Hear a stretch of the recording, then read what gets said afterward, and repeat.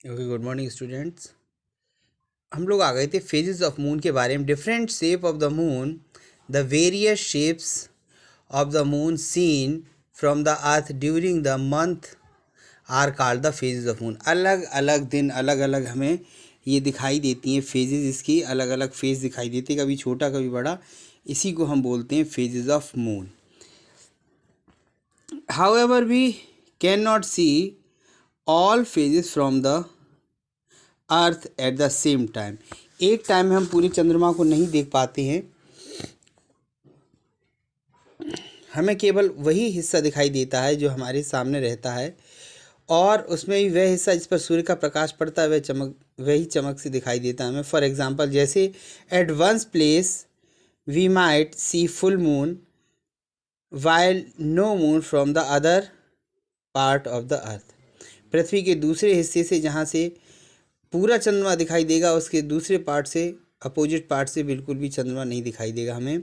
When the moon is between the sun and earth, जब चंद्रमा सन और अर्थ के बीच में होता है, position number 1, we do not see the bright side of the moon, तो हमें चंद्रमा की चमकती हुई जो छवि है वो नहीं दिखाई देती। We only see that the dark side of the moon, तो हमें केवल चंद्रमा का डार्क पार्ट दिखाई देता है। It is called the new moon day. इसको न्यू मून डे बोलते हैं, इसको अमावस्या भी बोलते हैं। इस दिन हमें चंद्रमा बिल्कुल भी दिखाई नहीं देता है।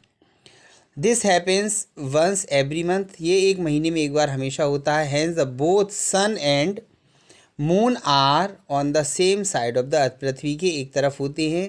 On the moon is present between the earth and the sun, sun और अर्थ के बीच में मून होता है। फ्रॉम न्यू मून डे यानी अमावस्या के दिन से the size of the moon increase, धीरे धीरे बढ़ने लगता है। This is called the waxing phase of the moon, यानी बढ़ने को, चंद्रमा धीरे धीरे जो बढ़ता है उसका जो शेप बड़ा हुआ दिखाई देता है हमें, वो कहलाता है हमारा waxing phase of the moon. Okay, around 4 days, लगभग 4 दिनों के बाद, only a small curved line portion moon appears, हमें एक कर्व लाइन पोर्शन मून का दिखाई देता है, पतला सा। This is called the waxing crescent moon. Gradually on the 7th day, लगभग 7 दिनों बाद, the size of the moon great bigger and bigger, धीरे धीरे बढ़ता जाता है और आधा हो जाता है लगभग।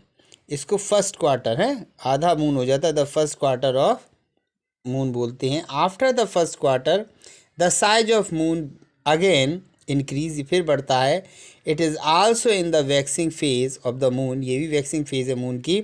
लगभग 11 दिन बाद ये हमें हाफ से बहुत अधिक दिखाई देने लगता है। It is called the gibbous moon, इसको गिबस मून बोलते हैं। ऑन 15 डेज, लगभग 15 दिन में, we see the full moon, हमें पूरा चंद्रमा दिखाई देता है और इस दिन को पूर्णिमा बोलते हैं।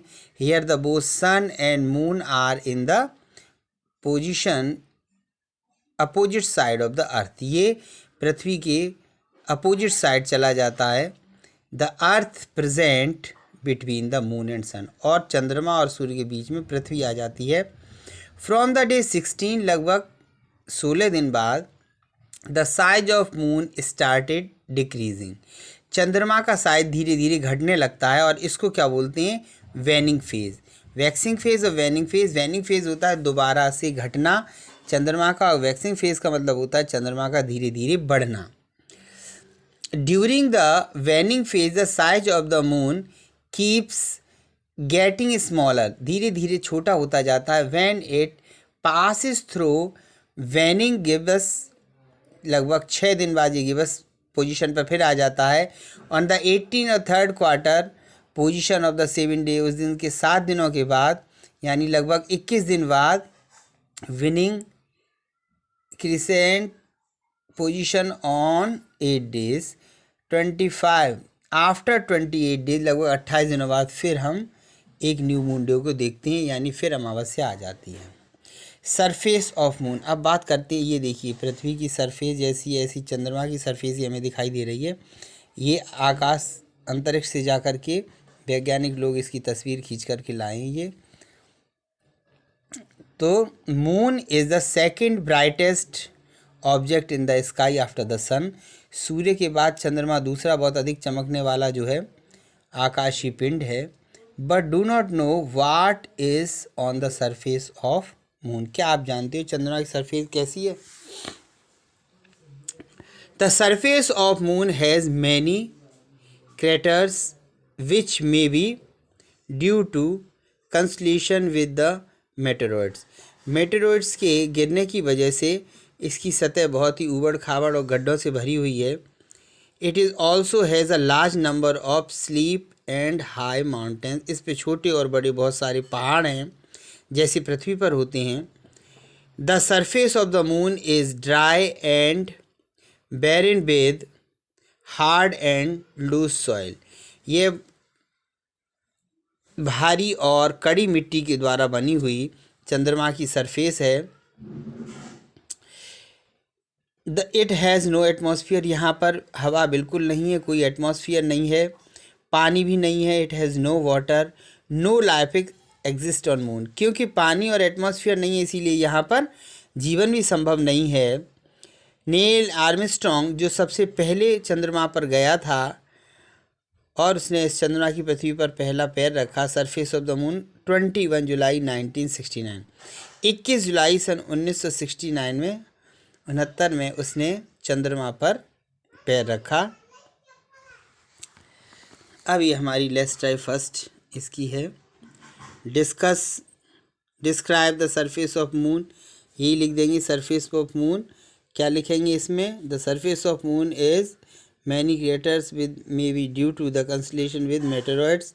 It is also has the large number of slips and high mountains like that on the earth. पृथ्वी जैसे। ये हो गया फर्स्ट का आंसर।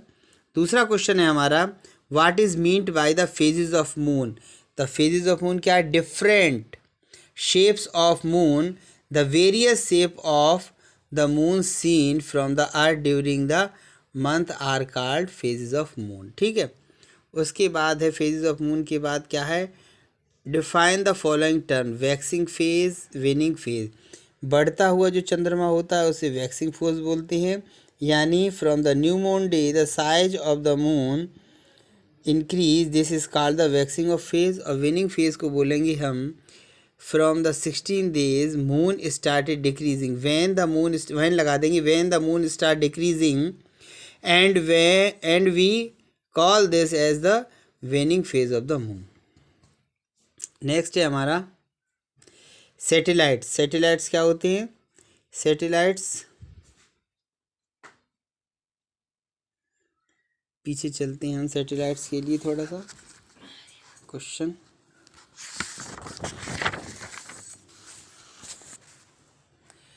सैटेलाइट्स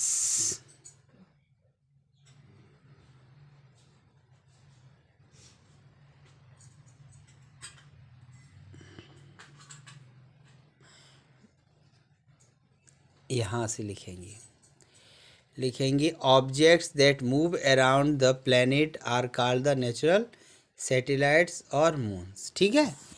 सैटेलाइट्स हो गया हमारा। सैटेलाइट्स क्या होते हैं? जो प्लैनेट्स के चारों तरफ मूव करते रहते हैं वो सैटेलाइट्स कहलाते हैं।